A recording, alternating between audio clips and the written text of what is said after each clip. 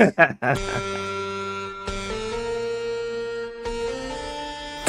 Fish OG.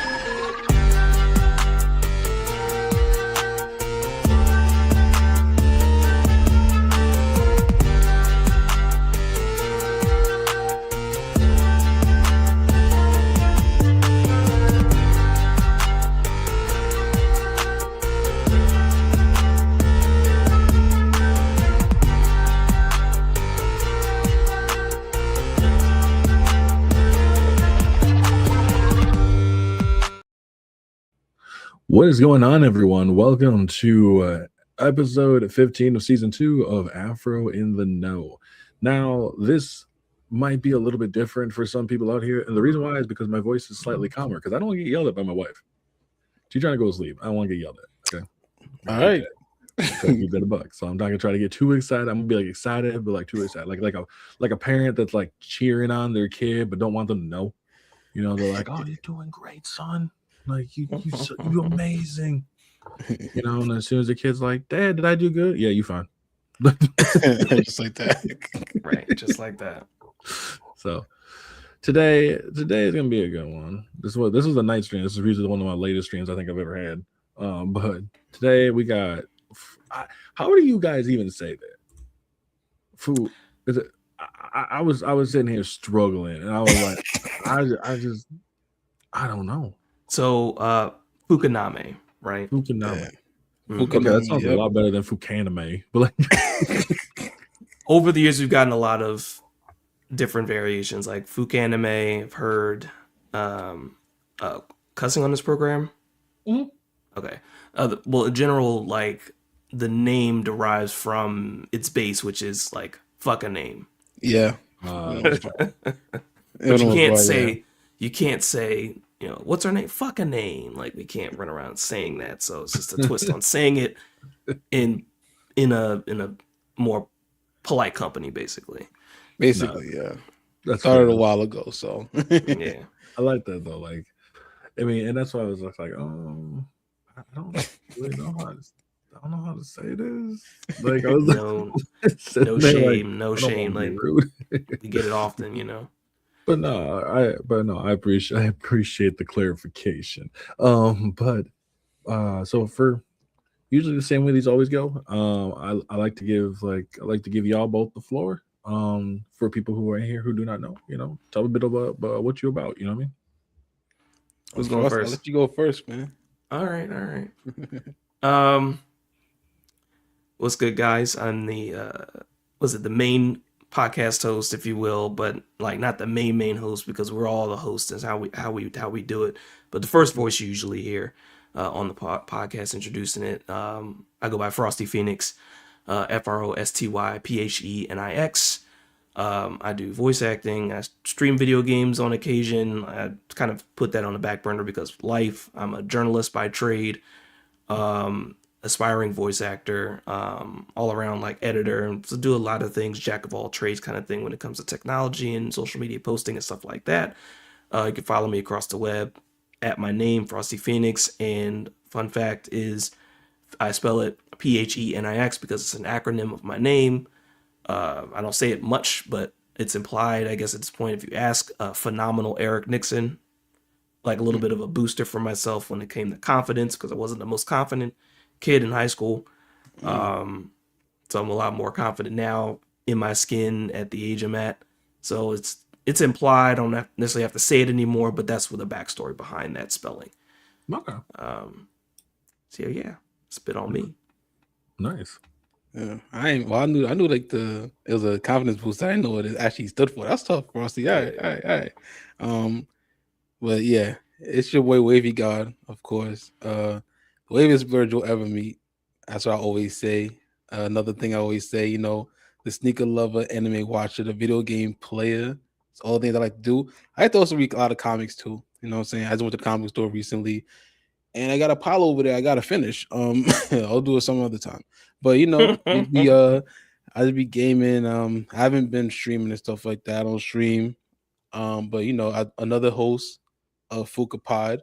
Y'all all, you know, go and subscribe and and listen to that on Spotify and Apple Podcasts. You know what I'm saying? But Mhm. yeah, we another blurred group talk about everything in the nerdverse, as we call it, the nerdverse or the squadverse. You know what I'm saying?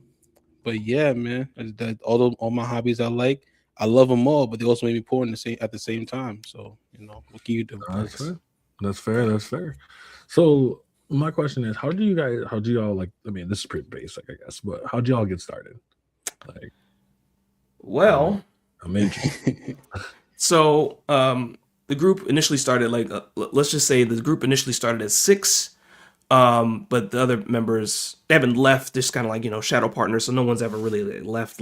But Right. it started initially as a group chat for a couple of people. We all went to Hampton University. Like every single one of us went to Hampton University Oh, wow. and all graduated within a year or two of each other. Yeah, for the most part. Yeah. Yeah. And the bridge of it were 2 other members of the group. So it was like a couple other members of the group were the bridge. And then, so I would say for the main members that stuck around, I'll be honest, it was for various reasons, probably because of majors or anything like that. Like I hadn't met Wavy, Cornered Fox, Desert Skies before our group chat when we talked about anime and things. But when we did get in the group chat, it was just chatting with the homies. Like, especially once we all said, "Oh, you went to Hampton with us, and you know this person." You know how it is. Like when somebody introduces the group to someone else, and you go, "I just need a couple criteria. You cool with this person, and we have something in common." You know homie, and you're chill. You're not. That's trolling. usually it. You know, it's, you like what I like? Oh, you in? yeah. Oh, No, you in. exactly. And And that's awesome, dude. Like, so I went to Hampton. Like, you all go for like journaling then too, then or what? I know. For I us, it went was for journalism. I was computer science and everything. Okay. So I came out as like software developer, and I'm not doing that right now. Trying to get back into it. But yeah, software developer is like the main trade that I'm in and everything. But that unfortunately that comes before gaming and everything else because that pays the bills. Yeah. No, exactly. Exactly. No, I think and that's I mean, it sucks once life starts getting in there. I'm not gonna lie. Like once life starts getting in the way. Yeah, life be life, and you know what I'm saying. But we started because generally everybody, and I'm not no shade to anybody, there's so many groups that came before us, so many groups that are coming after us, so many people just want to be able to get their opinions out there, right? But we formed based on a conversation. I think one of the main points I think everybody generally agrees, or Wavy, let me know if you agree or disagree. I think the conversation started around when we still didn't know who Toby was in Naruto. Okay. And I think when that came out on a weekly basis, like the manga, we were in the group chat, like trying to figure out who he was. And the way the conversations went, it wasn't just like, do you know who he was? Oh, dang. All right. It was like we were getting into like detective level conversation. Well, you remember in chapter blah, like it could have been this person, but then like it couldn't make sense because then Madara blah blah blah, and then like what about this person? Oh yeah, that makes sense. And then we talked about other things too in general. But the formation around that conversation of like who was Toby and other anime discussions and video games turned into like why can't we just crack open a mic and share our opinions with the world? Yeah, like how most people be doing. Like this is easy. Let's start a podcast up. And I don't think I was in the group chat at that point, but he's talking about when they were talking about who Toby was and all that. I wasn't in the group chat at that point. I got added a little bit later, and everything. But because I think at Hampton, you couldn't have. You couldn't have because you haven't even finished it yet. I have not. I haven't finished the regular Naruto yet, and I'm proud to say that. I'm proud to say that. Okay. I always get. Cause I think I watched like a couple episodes from the first had like actual Naruto, and I just never didn't click with it. It's not even click. It's that it's just so many episodes. And that's probably what it was and everything. And so you better not be watching One Piece. Oh no, I haven't started One Piece. I feel like I feel like we don't see those as much anymore, and while I'm kind of okay with it. Like I don't think we don't really see as much of like the long like animes lately, at least. People don't have the attention span. No, yeah, I Well, would say yeah. not the attention span, but I'd also say I just don't think it's so hard to keep a show interesting for that long. You Yeah. know, I think people now are more like, hey, I have a story I want to tell. I want to tell it from start to finish. Bada bing, bada boom. I'm not worried about making it, like so long. Once it's done, it's done. You know what I mean? And I can't get mad at that. Right. Like, because the last thing I think people like is a show that feels like it's dragging on. Also very true. Yes. Yeah. Because like examples of what you said, like we joke about. I think the joke is that One Piece just finished its first season. But it's not really, Yeah. But like it's season. Yeah. All this has been season one over the last few decades. But like between that, Bleach, Naruto, like a lot of animes have the filler episodes, Yep. and now most animes go 1, 2, maybe 3 seasons, right? Versus like the animes that we used to watch, other than the one shots like the Outlaw Stars or the Cowboy Bebops or like other legacy titles like that. Yu Yu Hakusho, I think, had like 4 seasons, 3, 4 seasons. Yeah, I think like 4. Yeah, 4 like seasons. 4 seasons, and I tried to get my wife into like watching Bleach, and even try to get through the first season of Bleach is rough. And I was trying to get into Naruto, same deal. Like a lot of standing around, a lot of like the Japanese drums and the people staring each other down like it's the Wild Wild West, and no talking and things like that. I think it was not I think, but I'm pretty sure it had a lot to do with like production, fitting in animes on TV for commercials, things like that. So now like we're in a different era for the way media is consumed too. So Right. No, I agree with that. And I think that's like you notice like a lot of just those times. I think of like when like Naruto fights Neji, right? And when Naruto fights Neji, and they have a whole moment in there where they're just eyeing each other down, and then like my brain starts to be like, as a kid, I was like, man, this is a stare down, and like as like an adult, I'm like, I'm just watching the same fucking still. So yeah, but like when now, I mean, they still have that in certain points, but it doesn't feel like it's long. The there's always a chase for the next big, whether it's the next big meme or like the next big, moment to get people to clip, right? Yeah. And we see that with anime, even it feels like at least some of them. I use like even in just Jujutsu Kaisen's one of my recent episodes, where Naoya's beaten up the character Choso, and his like puts his hand through his hair as he's like his other arm's just beating the shit out of him, and like they look for that moment. Like they're like they want to find that moment because that moment will all of a sudden blow up, and now you see everybody talking about it, and now it gets them into watching it. So it's almost like sometimes even the animes are trying to make their own clip moments, of inside course, their own shows. Even like Freerin has a bit right now that I think is really funny in season 2, where she starts crying. She throws like a whole tantrum. And where she's like, "Man, if you call me like an old hag, pretty much one more time, oh yeah, I'm going to throw a tantrum." And her tantrum goes for 3 days. Now, I know you're talking about, yeah. And that bit is hilarious. I think it's hilarious as hell. Like they're both. She's like literally crying, and for her, it's probably like 5 minutes because the Elven timeline, like time would be nothing compared to anybody else. But for them, like, they walk in, they see her crying, they leave, they come back, she's still crying. Like, bro, is this like what a grown woman does? Like, she's just bawling, just like, I know what you're talking about. Yeah, it's fun. Anime wants those moments because those moments will keep people watching. Yeah, like they'll keep you engaged. Like I said, Jujutsu Kaisen does it really good. Like a standing on business moment, right?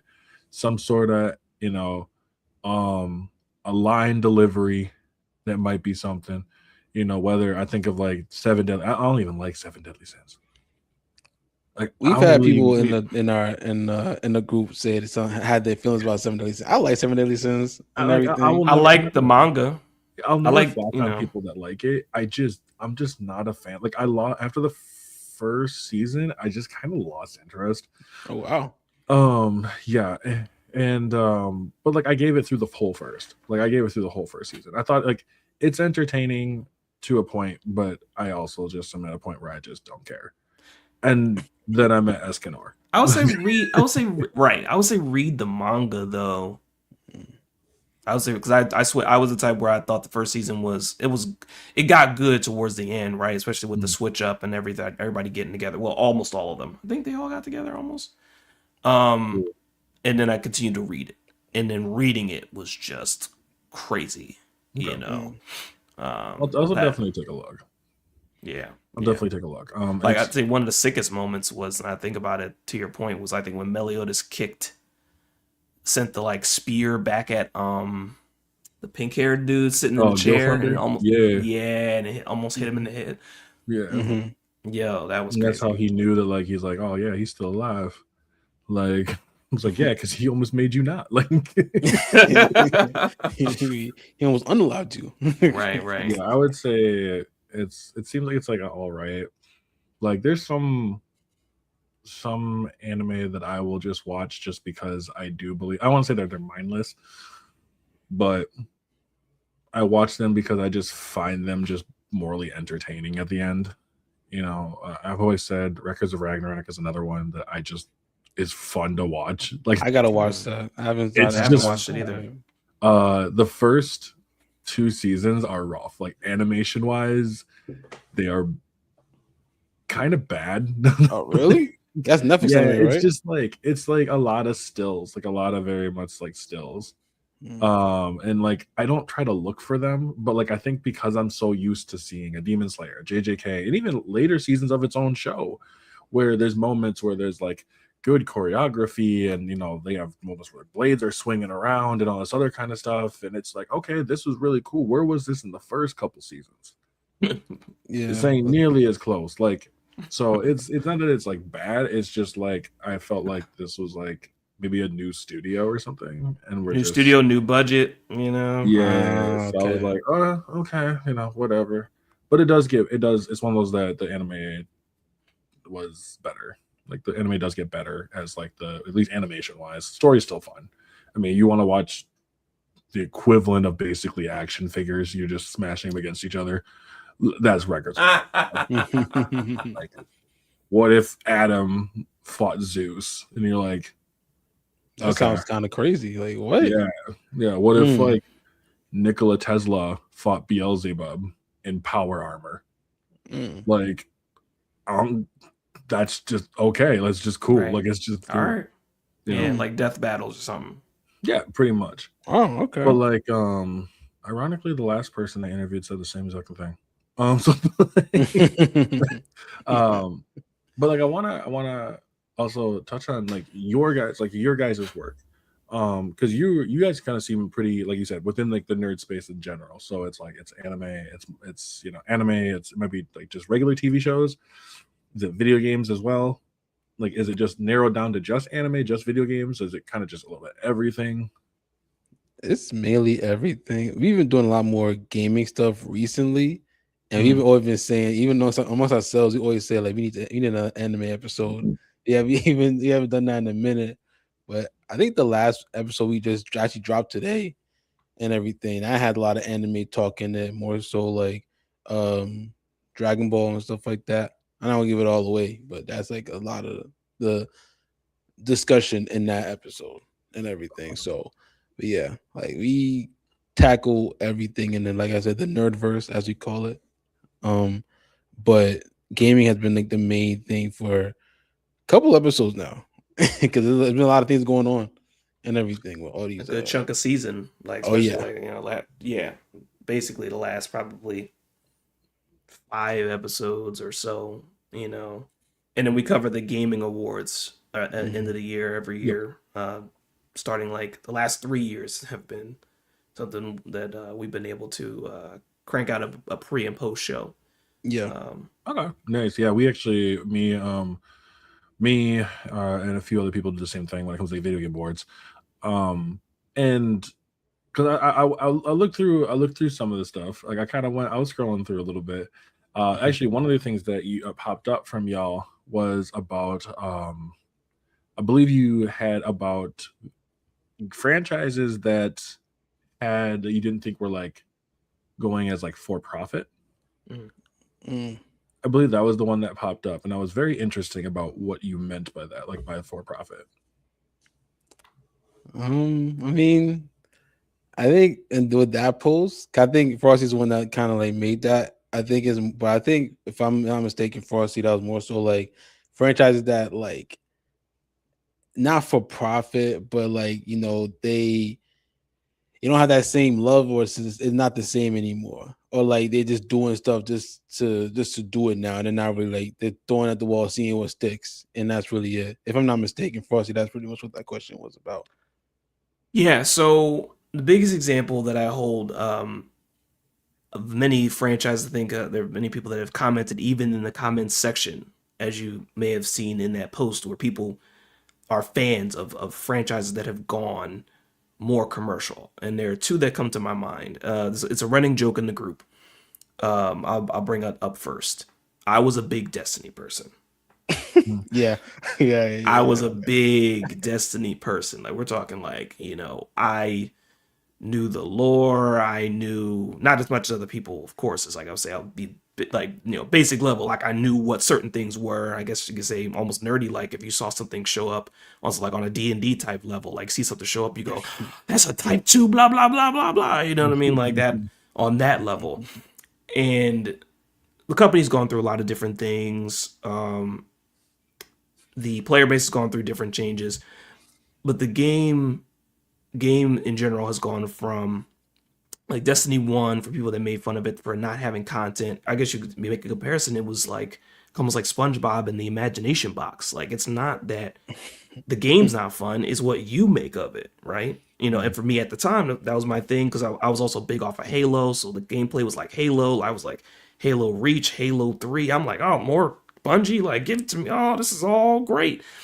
And it turned into a lot of breaks. Like the lore kind of changed, the gameplay turned kind of into a lot of grind, and then the last few years have just been a chase of collaborations. Like the last collaboration, not the last one, the last collaboration they did was with Star Wars. Yeah. And they merged their storyline very heavily with Star Wars. And I don't, there's a difference between inspirations of things and you straight up made a deal with Lucasfilm Star Wars for your story content to where now it's a part of the verse, when that was never a basis for your storyline to begin with.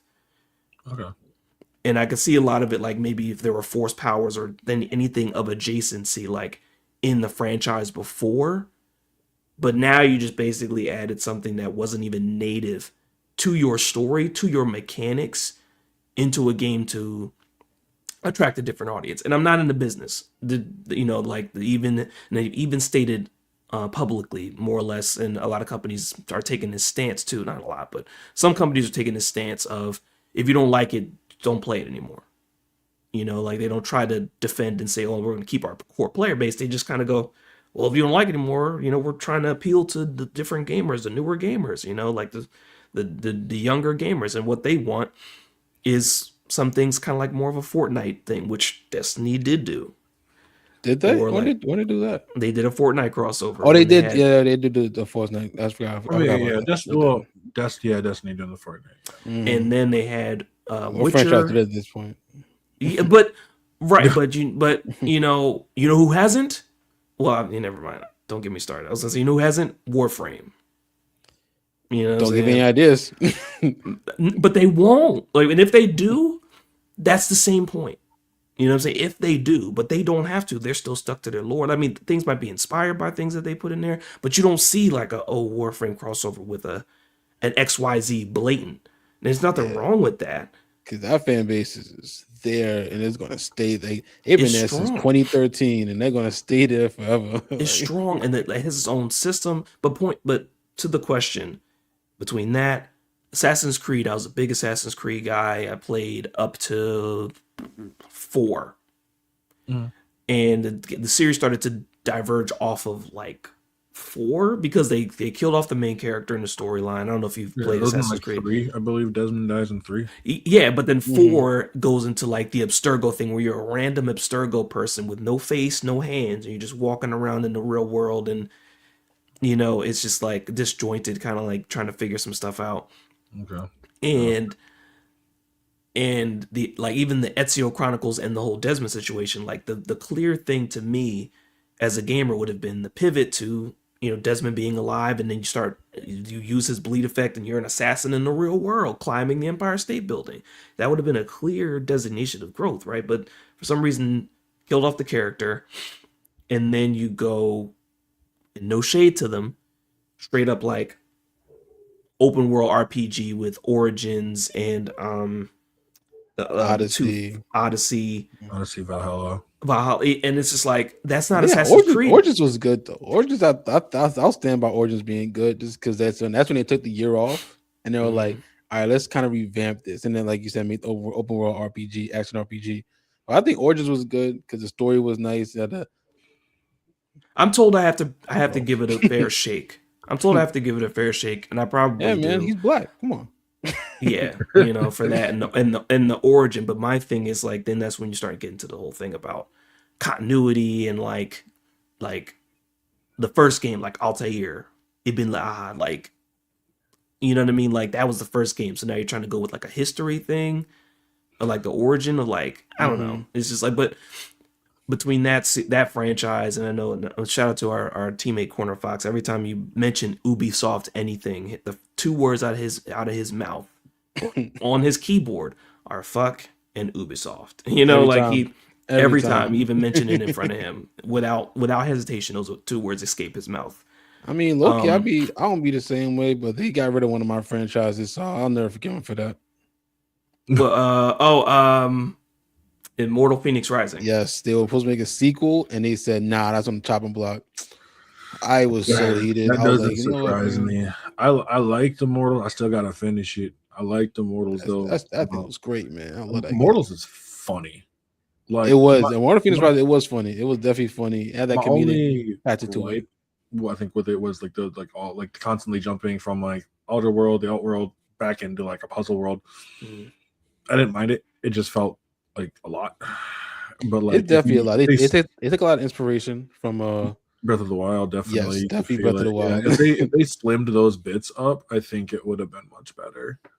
Because I don't mind like some of the like puzzles and stuff like that. It's just when I had to like constantly jump into one area, do like a puzzle thing, jump back out, go to the outer world, run to the next place, jump back in, and like I was like, bro, I left the Super Mario like painting worlds a long time ago. Like I don't need that no more.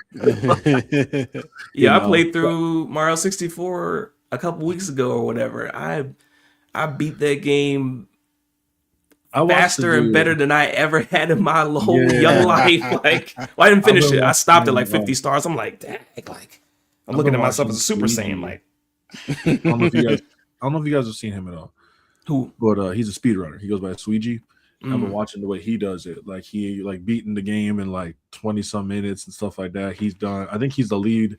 He's the leader. I think in like all of them, like 0 stars, 1 star, 16 star, 32 star, like 120 star, 70 star, I think it is. Yeah, he just fucking goes. And I was watching him do like I think he beat the 16 star in like 15 minutes. Wow. Yeah. There's a lot of like moves and like breaking in the game you do, of course. Well, of course. But, like I'm like the logic behind that. But like a lot of the franchises, like, and I think I'm speaking very broadly, like especially if the companies, like whether I'm right or wrong, companies don't necessarily speak out against you because it's your opinion. But companies have done things like, say, Destiny did the collaboration with Fortnite, or Assassin's Creed has kind of veered off to be more open world to expand and like bring in a different player base. Or they remaking Black Flag, but it got delayed. So, but then that fact of like you tried something new and now you're trying to go back to what worked. That's the whole gaming industry at this point, right? And so like people have been in the comment section like when they were like, "Oh, Monster Hunter used to be this, but then they watered it down," or People are like Persona, like I love Persona 1, 2, and 3, and then they say they did Reloaded, and then they give you back, and then I'm waiting like people are expressing, like even in the comment section, that there are franchises that I wasn't privy to, that were near and dear to their hearts, that they felt has gone commercial, like less about the content and more about the wider appeal. I mean, it makes sense. Like, because I was like, to a certain extent, I guess. Because like when I saw the one that you mentioned with like Persona 5, and I was like, as a person who's only played Persona 5, I haven't played 1 or 2. Because 3, it seemed when it started to become what it was, like what we know Persona is now. 1 and 2 are very different. I have another dude that he's played them all. And he's like 1 and 2 play nothing, like 3, 4, and 5. And 5 plays very similarly now. Well, 5, and then obviously like Royal, and then you had Reload, Persona 3 Reload, which plays similar to 5, which I'm assuming 4 will also play similar to 5. Like they kind of have their formula down. Yeah, probably. But like when I'm watching them, because like in my eyes, like games have always been commercial. Like they've always been commercial no matter what. Like as much as we can talk about it, like we can always discuss, like some games can say, like, you know, like you mentioned, Assassin's Creed decided to go a different route. I'm always interested to wonder if the sales beat were not working, so they tried something different, because Ubisoft is basically known for their open worlds, and they already kind of had it. Yeah, they definitely have a formula. They're like the Marvel, they're like the MCU formula. They have a formula to their games. It's an ongoing joke at this point. That's what a lot of companies I think want. That's why like things like certain ones, like maybe even like Pokemon, Call of Duty, something like that, because like once they get that formula, like once you were known as a brand like that, it's not like I'm just known as that Call of Duty, you know what I mean? You know how Call of Duty plays. You can just say what Call of Duty, you know what you're gonna get from it. Pokemon's another one, you know you're gonna get from it. I think personally, I feel like a company wants that. Like, yeah, they want it because they're so big you can't fail at that point. Depends on the franchise. Oh, yeah, I know for a fact Pokemon can never fail. Yeah, no, and that's what I'm saying. They will release Pokemon.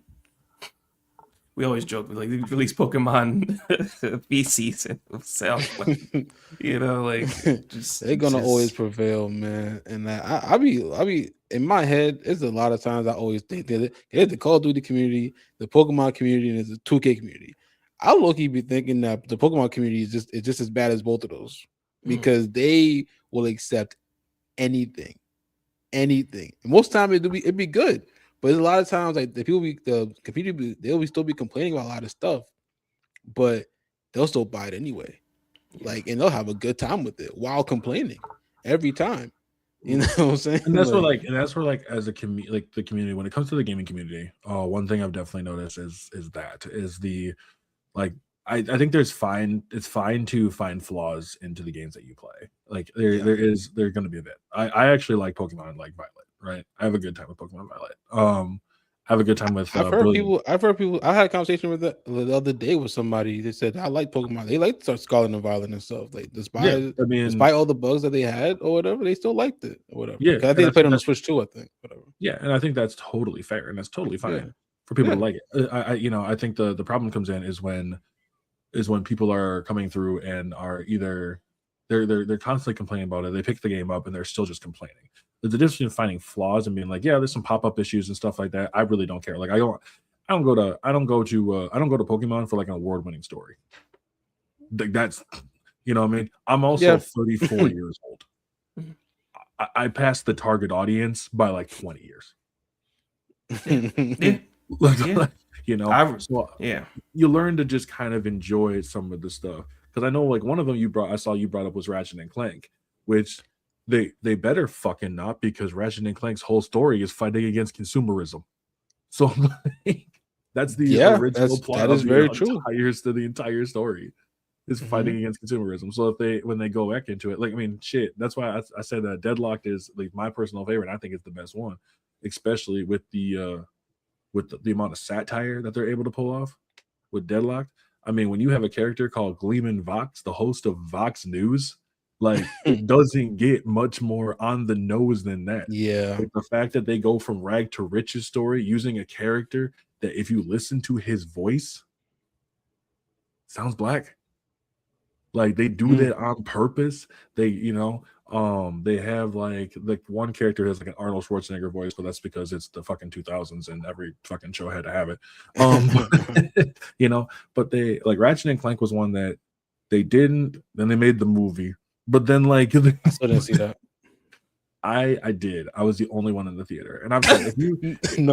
like if you liked it, it was bad. I was like, if you liked it, I'm not gonna sit here and shit on. Like, I'm not gonna type of person to be like, oh, you liked it? Oh, cool. What'd you like about it? I will like, I'm not gonna lie, I will complete 180 to be like, oh, you liked it? What'd you like about it? I want to know what you liked about it because it might be something that you saw that I didn't. Like, I played the original. I played every single game, right? I do know that there's a lot of flaws in like, especially in the first one, in the very first one. Like I've told one of the things that I've learned growing up, because I think it's good to go back and play some of the old games. One, to get that nostalgia out of your way, to see like the game for more of what it is. But like when I look back at Ratchet and Clank, I'm like, I'm not gonna lie, this story beat is very disjointed.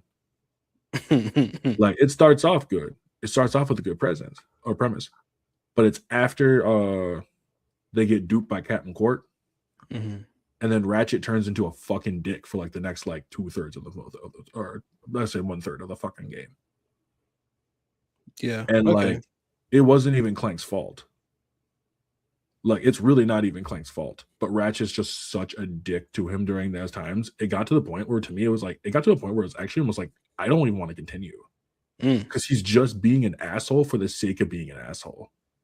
And like once he sees a planet like explode, then he's like, "Oh damn, man, maybe we should figure this shit out." And I'm like, that's not really development at all. That's just like an oh shit pivot. Yeah, so a sudden story turn on a tragic moment or whatever. Yeah. I still love it. I still love the game, but I also think it's good to be able to go back to old games to be able to figure that shit out. Like figure out and be like, okay, there is flaws with it. Oh yeah, most definitely. And when you go back to old games, you start to see the mechanics and like, oh, this is rough. Yeah. This is good for back then, but right now it's like you don't. Yeah, it didn't age well. No, and that's why I call them. I like calling them games of an era. Yeah, games of an era. You know what I mean? And this is one thing I love Star Wars, but I don't like. So KOTOR. do we? Yeah, we I do. don't like KOTOR. Wait, what? I don't like KOTOR. Now I'm saying this because I never played it.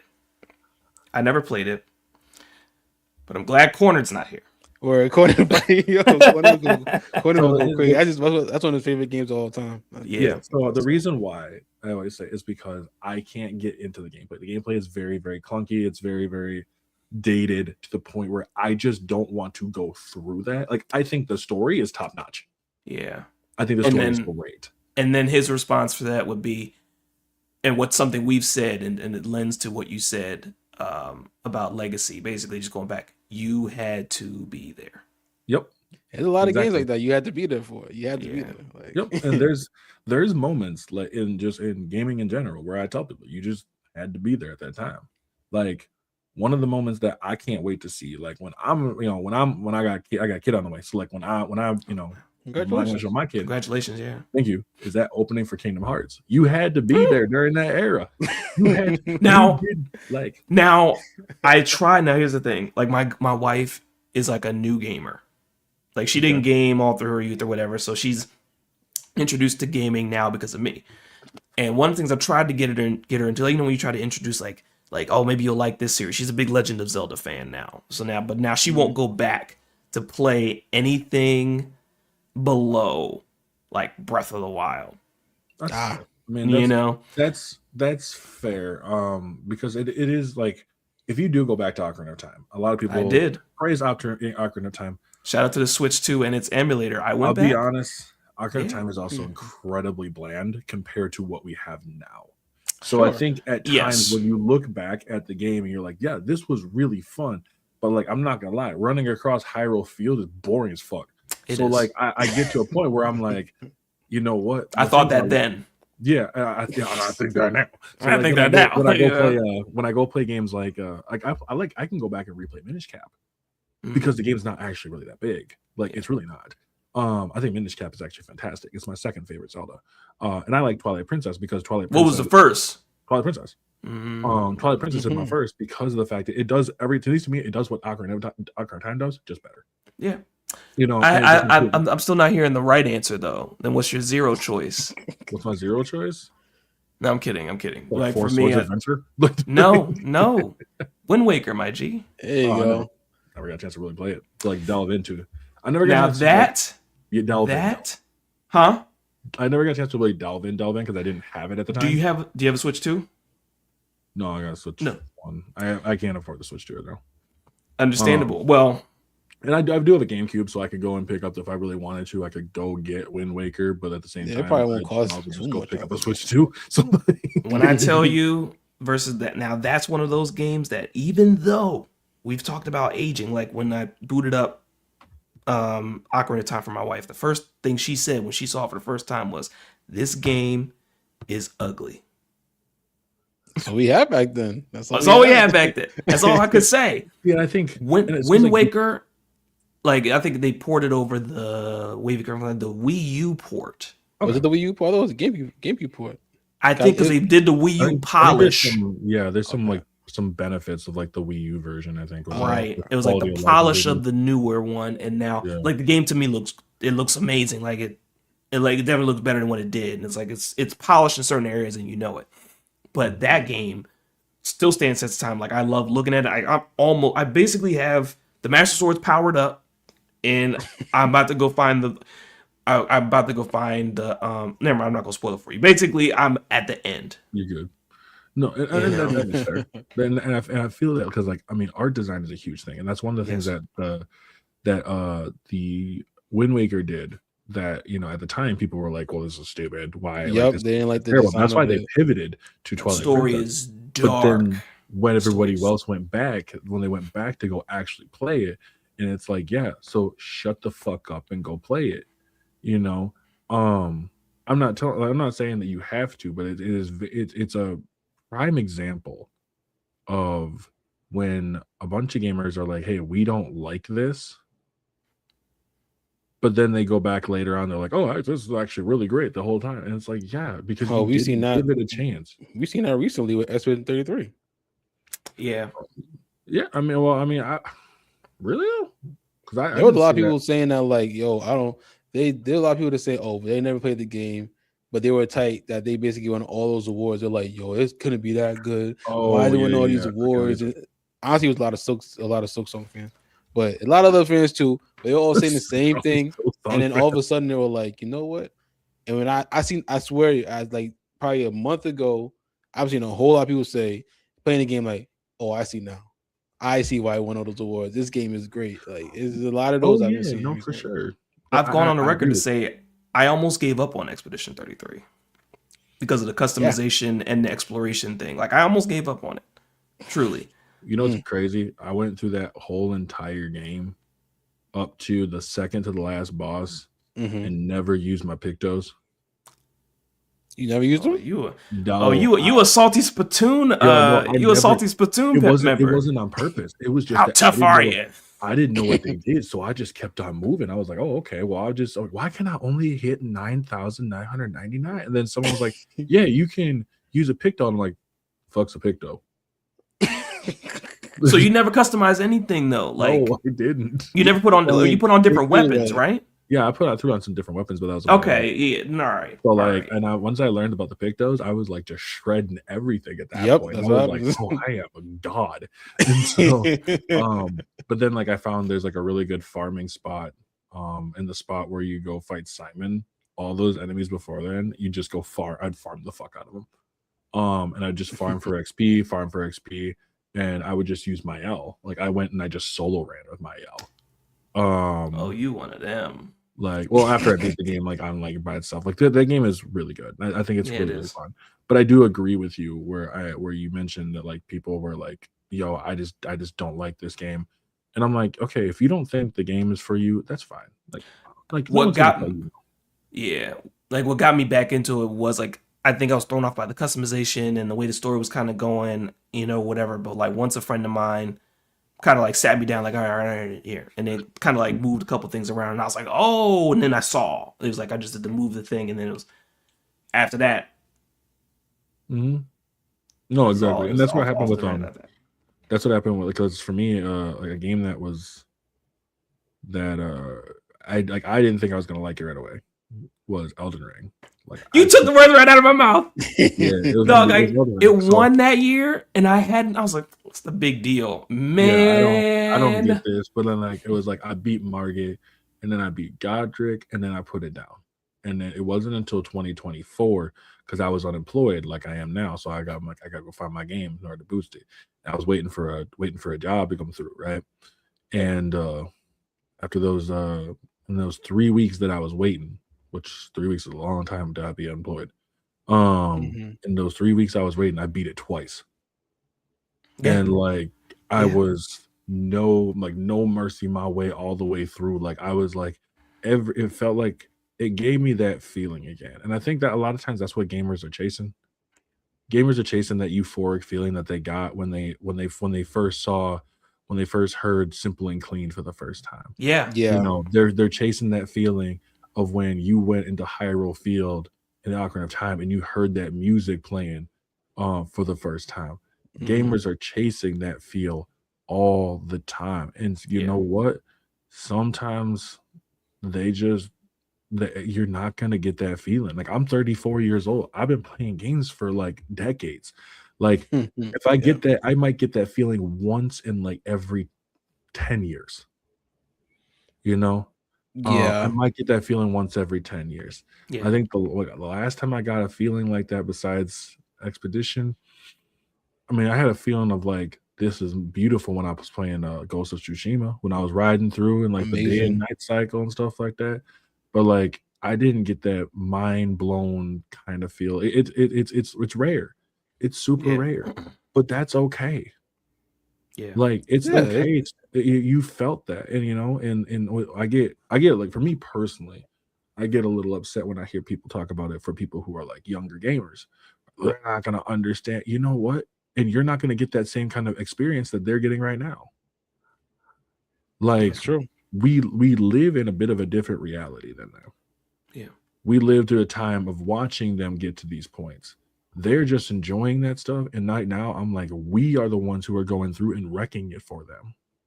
mm, Like, Yeah.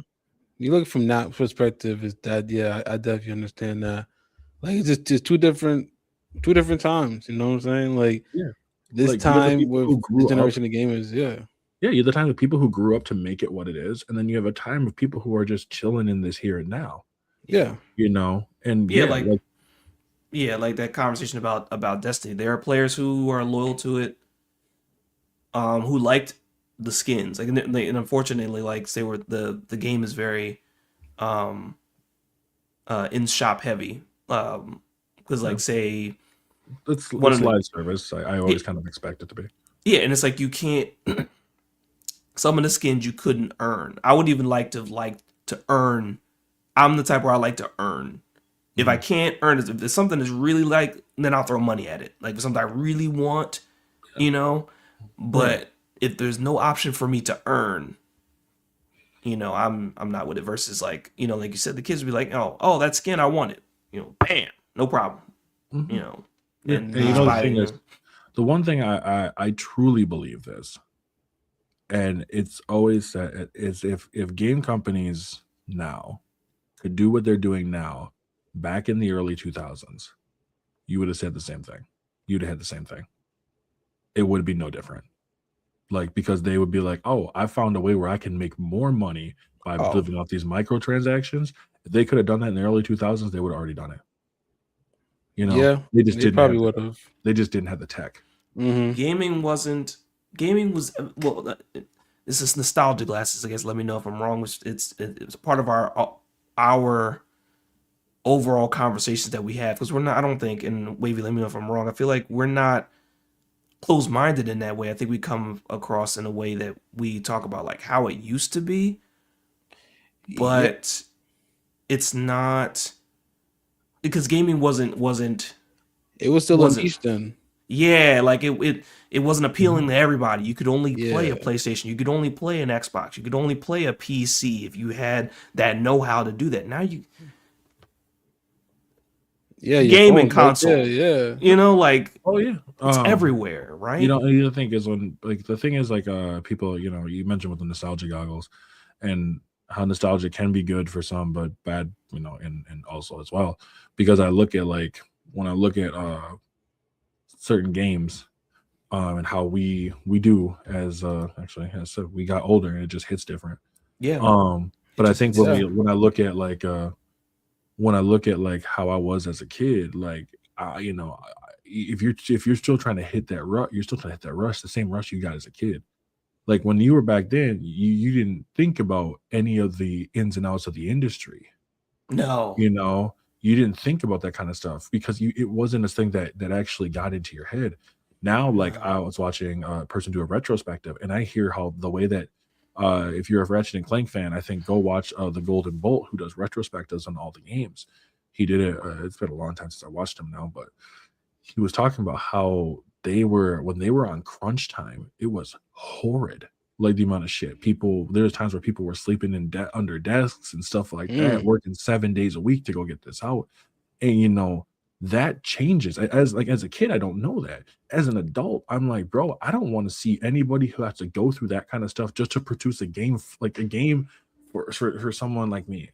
Like I don't want Yeah. to see that. I don't care what it is. I don't want to see someone sleeping under their desk working 7 days a week.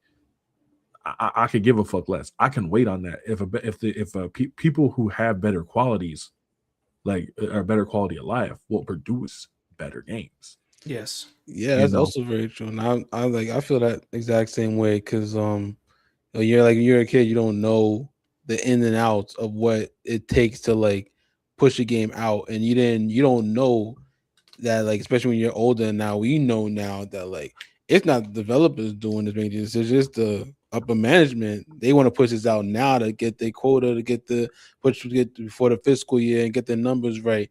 So they're gonna say, oh, we need it out by this date, and it's probably not gonna make it to that date, but you gotta push it, you gotta crunch time, and people and gonna have to work extra hours. And it's like you start seeing that, you're like, damn, yeah, that kind of shattered my whole mind about the whole industry now. Like, yeah, it shatters Yeah. the rose tinted glasses when you realize how these people were treated under Mhm. the influence industry because you just just to get the game.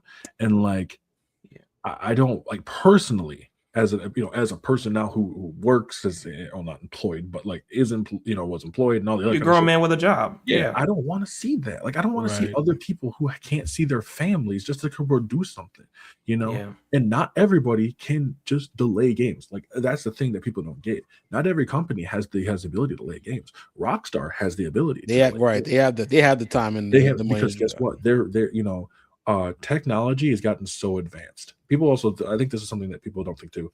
Games back then were a lot faster to make. Like because there was not nearly the build to build something to build a game was not nearly as complicated as what we have now. Oh Yeah. yeah, I bet. Yeah. So the amount of time and tech to put into that to make like you go. I mean, people are making look at the games that people can make just sitting by themselves with like a laptop. Yeah. They're making games that would blow out of the water anything on like an N64 PS2 level. A lot of indie games now, like indie companies with, the smaller staff and the smaller budget are cranking out games that are the bit or This right here quality is like level. 360 to a PS4 Yeah. level. Yeah, for the Done. most part, yeah. You know what I mean? Like you can play Final Fantasy 7 on your phone. That's yeah. And Like so the it's the, like the old like PS1 Final Fantasy you 7 can on play. your I think it's Where phone. Winds Like Meet. I think you can play where if you have a powerful phone, you yes. can play Where Winds Meet on your phone. Like Yes. that is insane. And so like when people are like, oh well, like back then they didn't, but it was a simpler time back then. Not saying it wasn't easy, but it was a simpler time when it came to games compared to the complexity that we have our games now. You know what you made me think of when you said that earlier, and I guess not that I take my statement back, but it dawned on me that you said if they could gouge our money out then with microtransactions and MMORPGs and games that no longer end like they do now. And I was like, well, it looked different then. It was called spinoffs in games that that we quote unquote didn't ask for. Like I think of the Sonic franchise, like Sonic Shuffle, Sonic 3D Blast. Well, it's not Sonic 3D Blast. That was actually a good game. Sonic, Like the Advance. Sonic Shuffle, like Sonic Sonic Advance. Advance Yeah, is Sonic Advance. Sonic Advance was fire though. Sonic and the Sonic fighting game that was like the one where they introduced Yeah. Emerald. Yeah, Then I was okay, thinking about got the it. Sonic game that was like Mario Party, but nobody talks Oh about yeah. that. Well, and I think also with those two, those were also made by different companies. So I could give you, if I give you Sonic and then I gave you Sonic, you know what I mean? Like you might come up with two completely different games. You might come up with Yeah. Sonic Advance. You might come up with Sonic Battle, right?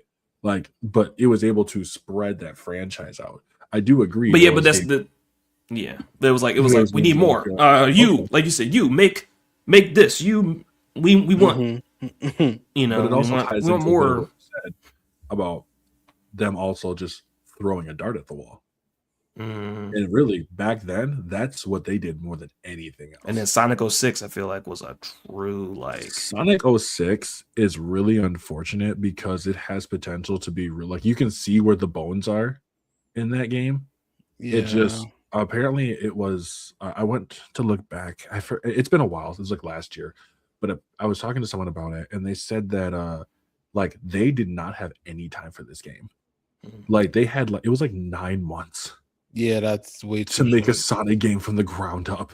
Yeah, that's way too short. You can't do that. Like a Sonic game, they pulled people from their project, from the Sonic 06 project, to go work on other stuff. Like it was terrible. And it's like Sonic 06 never had the chance to survive because for a while, I just really felt that Sega was just okay with their franchise being so fucking mediocre. Like they were okay with it being disappointing because at that point it felt like at least to me, it really felt like the all attention is still attention. Yeah, for the most part. Like if you're saying like 9 months, that's 9 months. They just want to push it out at that point. They don't want to give no time to it. Star Wars: The Force Unleashed 2 is another game like that too. They pushed that out. Oh man, that's why they just it's so short and it's just like compact with just shit. It's it was good though, I guess, but the nostalgia glasses maybe for me. I was, and that's why like when I look at the Force Unleashed, I was actually talking about that yesterday, and I was like, would I like seeing a Force Unleashed like remaster with just better quality of life improvements? Absolutely. Yeah. I think anybody would, honestly, like a Force Unleashed like remake or remaster. Yeah, that'd be great. Yeah, with the Jedi Fallen Order treatment. Yeah, they could. Yeah, honestly, to be honest with you, I don't think I'd want that. And the reason not the same format, but the polish. Well, with the polish, sure. I think the reason why also is because of the fact because Starkiller is not Cal Kestis. Like Starkiller is going to wreck through everyone possible. Mm-hmm. Yeah, I mean like the graphic quality of Fallen, sure. not the Dark Soul, not the Sergeant, but Soulsborne-ish level. Not that, just like that level of graphics on the engine of. I think so. Y'all want like a full blown like remake then, and everything. Not even remake, like a remake. Yeah, of like for that's an episode that we've been holding on to for a long time, and I think that list just kind of grows. Like certain list of games that deserve a remaster or a remake. Like don't touch it or build it from the ground up. Like certain games. I've been working like I've done those kind of ones. I do those lives, and stuff like that when it comes to those, and they can be kind of fun. Also, people nostalgia glass really hard on those. So like when I'm like going through them and they're like, bro, like why can't they bring back a Def Jam? And I'm like, think about that for 5 fucking seconds. Like I was like, the amount of contracts you'd need to go bring back in order to get them. Some contracts you can't even get because of the fact of licensing and all that. You'd have to bring in a new set of people. The same people might not be okay with the fact that having their names and likeness. Like it's such a complex thing. It's not going to happen. Plus, the big is not a thing anymore, unfortunately. No, so that thing will happen. I was talking with another dev that I was a contractor dev that I was talking to, and I'm friends with, and he was talking. I was like thinking like, hey, stuff that like can the game would it actually sell? You know what I mean? Would the Force Unleashed actually sell? I'm like, maybe, but I don't think it would sell to the numbers that they want. That's right? and that's the Right. thing right there. And that's And the that thing. and I'm pretty sure Prototype is a that's the reason grim why example. like Prototype's Mm. 1 2. That's like, oh, Prototype would be cool. Is there a remaster? Actually, there already is. People just don't pay attention to it. Yeah, the Prototype 1 and 2 got a fucking remaster. They were like a remaster port or whatever the fuck. With like quality of life improvements. Oh, when did I that come out? have it on my Xbox. Like, but like, Shamed. Oh man. you know, and the thing is that would it be cool?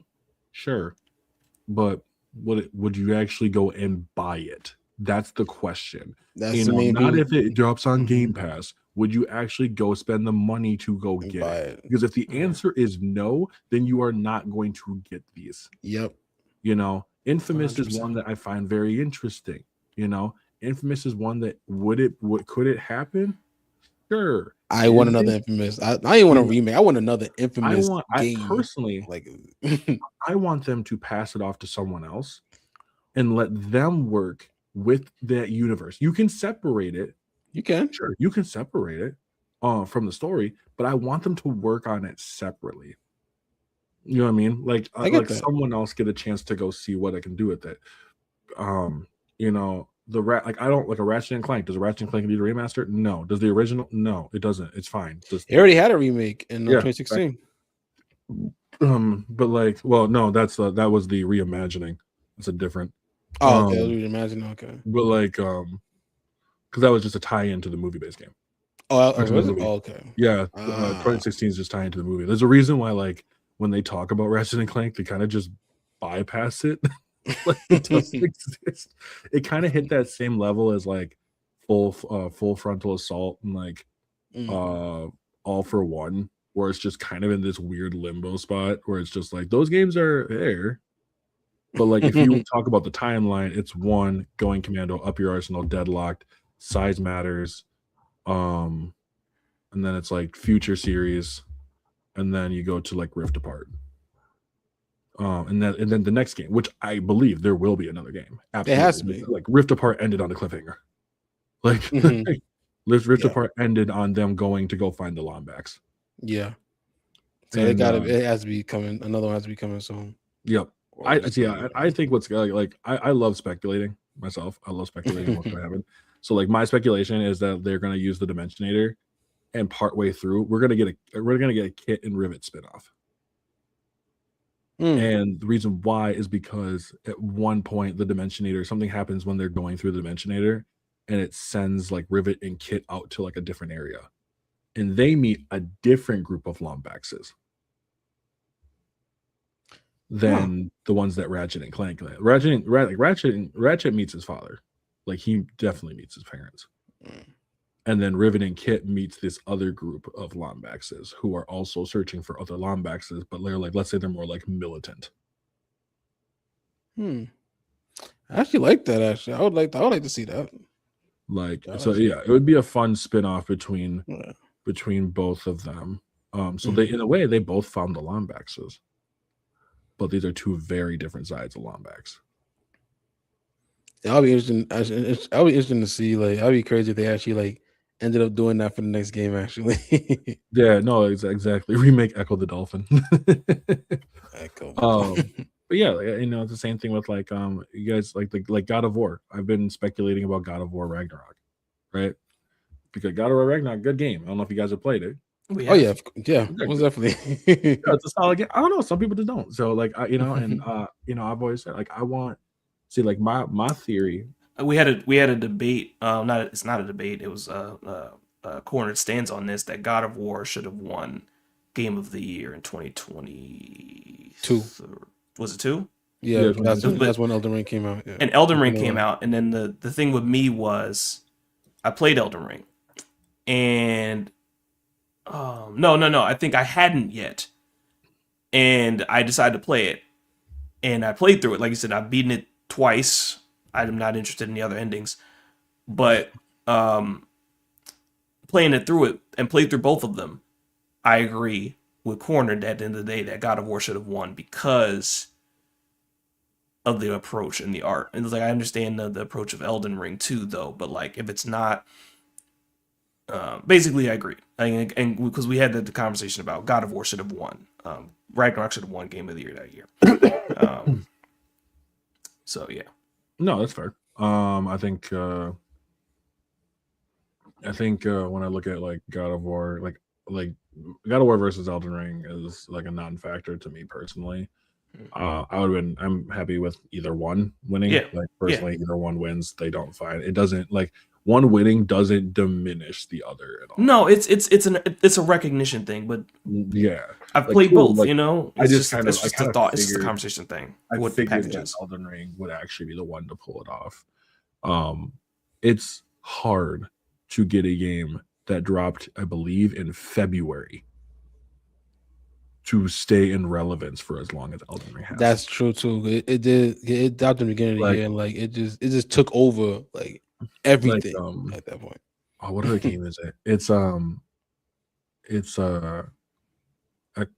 forget what it is. Oh, we were just talking about it. The game of the year last year. Expedition 33. Astrobot?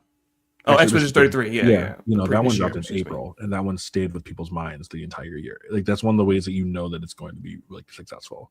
Yeah. It did.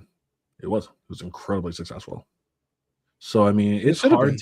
to get to that point, and yeah, they deserve the spot. But I think like it's one of those where like, I love it, like, and I love like Elden Ring, and I love God of War Ragnarok. Like, Ragnarok was a lot of fun. I tell people like you learn a lot from it. Pay fucking attention to it, because like especially with like myself being a father, because I'm gonna have a son.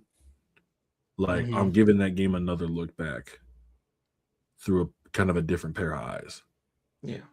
You know, because there's a lot you can learn from that. Oh yeah, And that's why that leads me to my speculation, because a lot of people want him to go to Egypt, but I was like, you know, in honesty, Kratos has no reason to leave. Like as of right now, Kratos is not just gonna get up and go dip somewhere. Like he's in that like I'm tired boss situation. His son has flew the coop. He has his own partner, if you will, and then Kratos and Freya have essentially buried the hatchet, and maybe are I don't mind them not being like they feel like they're more like battle partners at this point. You know, he actually has a legit friend in Mimir. Yeah. Like, which I think is amazing. Atreus is gone now. Like, in order to get him into this mode again, I think would be interesting. I would love to see that Kratos is working alongside people like Sif. Like he's working with like Sif, as she is now running Asgard. So he's kind of helping alongside it. They're building this new situation, and I in my scenario, my hypothetical scenario I had is that Thrud comes back, right? Because last time she had the hammer and she took off. Thrud comes back and she's absolutely beaten the fuck out of like situation. Like she is damaged like horribly, and they're like, what the hell's going on? And she's like looking, she's like, where's Kratos? And she's like, where's Kratos? And she's like, it's your son. You know, I don't know. He's not the same person that left anymore. You know, and he's like, who did this to you? And she's like, Atreus. That would be interesting. You know, and so he's like, what the hell's going on? And this is where we start seeing something very interesting. We don't see one pantheon, we now see two. Because now that the Greek pantheon is gone and the Norse pantheon is now in ruins, the Aztec and the Egyptians are now battling for this space of who's top dog. Aztec and Egyptians. And they are hearing it. The Kratos is getting two very different sides of this story. On one side is saying that your son attacked us. Like this is a declaration of war. On the other side, you're getting your son is either A, helping us, or your son attacked us. And we are going to war if you don't solve this. But the way that the stories are being told are purposely in order to kind of show a difference. Like, let's say an allegory for propaganda. You're showing that they're both sides that they're telling are off. So like it doesn't make any, like they're not really making any sense because both sides are kind of twisting themselves to make them seem like the victim in this. Yeah. But one thing is for certain. Both of these started with Atreus. Yeah. And so throughout the game, I would have it that we see things that happen with Atreus. We actually don't even see Atreus till halfway through this game. AKA his true name. Yep. Loki. Yeah, okay. Yeah. And then we do see is there's a time skip. There has been a time skip. It doesn't have to be like 10 plus years, but it can just be like, let's say 4 or 5 years. You know? And so through all this time, Kratos is now going, he, takes Mimir, and Freya actually comes with it, this one. Freya comes with and is going with to go find. So she ends up leaving off at one point to go with Quetzalcoatl. And you end up going with Anubis. Oh, like a Switch you play. Mm-hmm. You play either of them in a scenario like Assassin's Creed Shadows. Yep. And okay. You make the choice of where you want to go. Mm-hmm. And so you get to go and choose between this type of route. Because I think, honestly, now would be a good time to have it where you actually get to a little bit more to choose how this story goes. Like, we're going to give you options on how to progress this story. So, like, I actually like that. That's cool. I like that, especially the going with Anubis. I like that. Hello? Hire this man? You know what I'm saying? Like, so I hope that they're hearing it. They're sitting there like, fuck. Write that down. Write that down. Amid them casting the God of War TV series, right? Like the live action series they're doing. Yeah. So where I wonder where the game is falling, and they've taken time, right? Because as someone who's played all of them, I played 1, I played Chains, I played 2, I played Ghost, I played 3, I played the prequel one. I forget what it's called. The one they tried Ascension. The attack of the song that plays with the Hecatoncheires. Peak. I played 3. I played God of War 2018. I played Ragnarok. Yeah, that's what I've. Now you need to. Well, not that you need, but you need to play like 1 and 2. Like 2 was just back when sequels were just like, because like Assassin's Creed 2, God of War 2, Jack 2, Kingdom Hearts 2, like anything 2 was just like. Mm-hmm. To be fair, Jack 2 is like a departure that nobody saw coming. No, sure didn't. Like, sure they were just did. like, so what do we do? GTA. I'm gonna kill Baron Praxis. Damn, that was like that opening too, and just like even Daxter's just like, okay, yeah. Look, in the suit, we're gonna give him guns. Like they were just like, how do we make this the most metal thing awesome? So God of War 2, and then Ragnarok was more of a continuation, but God of War 2 after God of War 1 was just like, God of War 1 ended like basically the way the games would end. I think a lot of games ended in a way that it could have been sequelized, but it wasn't necessarily something that was pushed. Like the way 1 ends, he just ends up back where he started in the first game. So it's kind of like, I'm just telling you this story. And if the game didn't do well, then loop perfect would have closed or whatever. But right. 2. I feel that. So I'm going to say real quick here, because I always ask 2 questions before I wrap up, and I appreciate both you guys being here, especially at night. Saying always the easiest. I know it's late for where you. This is my time when I work a later shift, like in the morning into the evening, and it's kind of like my time into. I'm getting Wavy works later shift too. Yeah, exactly. I'm getting used to work to being in the morning, so I'm like, this is all weird to me. But the question is for both of y'all: what does gaming mean to you? How much time you got?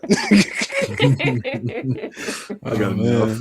I mean, like, what's trying to gather his thoughts right now. So, I mean, to me, it's just like and when it comes to my hobbies, that's like number one, and number one, just because like it could take me to another world and stuff like that, and I think it's definitely needed.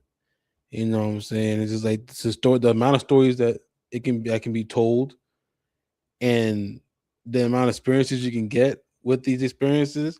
And of course, like you were saying before, the nostalgia factor, like thinking about certain games you play you're younger, even getting those remakes, stuff like that, and just like even adds to like your critical thinking skills. It adds to different skills in life as well. So I think gaming is just something that um is just great, and like I guess in shorter terms, and like I'm glad that is definitely more at the forefront now, even though it's still like I said before, like I said in another episode of one of our episodes, that like the gaming actual communities is still niche, but like the actual like uh subject of gaming is definitely more viewed as something cool and stuff like that, and it's in like the pop culture, I guess you could say now. So I'm happy for that. But yeah, like games is just like everything is just so many amounts of games too. So many different genres you can get lost in. So it made me poor at the same time because I want them all. So Gaming is like the guy from Ted Lasso. Shout out to the fourth season coming out. The show is amazing. You gotta watch it. It's good. Shout out to Danny when he said, "Ball is life. Gaming is life. Gaming is life." Um, for me, gaming was something that I ran to when it came to like I guess I use this like immersion, like Wavy said, it taught me things. Same thing with anime too, in the conversations, like what you learn from those particular things, what you can learn from fiction. Of course, you learn life skills from life, but people read and learn things. People watch certain TV shows and learn things. Gaming is that thing. For was that thing for me, and so many things that tie back into kind of like what I like to do with gaming is like the exploration, the worlds, like you said earlier about the feeling you chase. It's an inspiration for me wanting to like pursue voice acting. Like it's like, not to make a cliche say it's like a core part of my personality, but it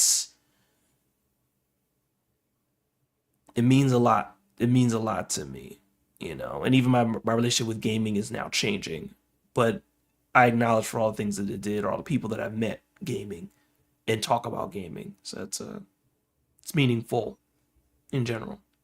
Yeah. yeah, yeah. And I know for me, I'm more of a quiet person, like outside and everything. But like if I hear a conversation about like gaming in a certain game that I maybe played, I might jump in the conversation.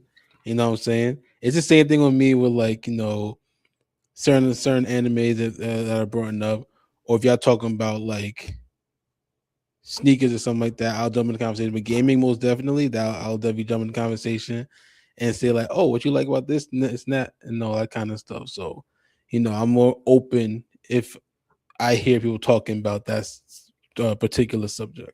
So That's fair. Absolutely fair. And I like that. I like that a lot.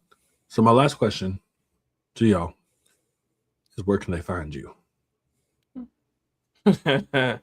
uh, everywhere across all social media at Phucaname, Phucaname.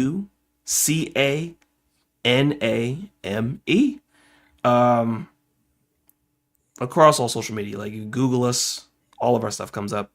Um, Pretty much, yeah. Or Fucapod, a podcast, which is just basically Phuca pod or dash pod, depending on like how I worded it sometimes. Because before SEO really was a central thing, now you have to uniform everything. Little tip for everybody: uniform everything so people can find all your stuff that way. yeah, But Fucaname and Fucapod across all social media. Awesome. Appreciate that. And like I said, once again, I thank you guys for all being here. Y'all can catch me in the same place as always on Twitch and YouTube because that's how you're watching this. So if you're already watching it, why not leave a follow, leave a subscribe, and that'll make my day real good. You can also follow me on TikTok. That's where majority of myself is active.